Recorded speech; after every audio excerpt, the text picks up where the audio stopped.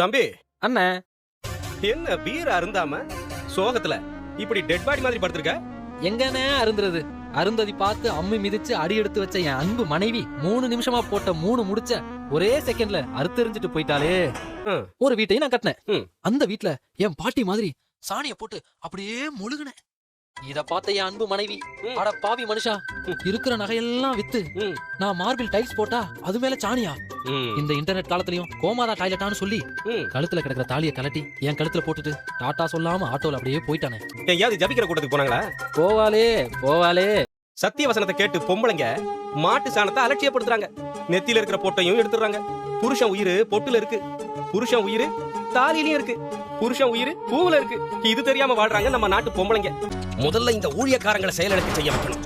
தேவனே, உங்க ஊழியக்காரங்களை பலவீனப்படுத்த எனக்கு அனுமதி தாரும்.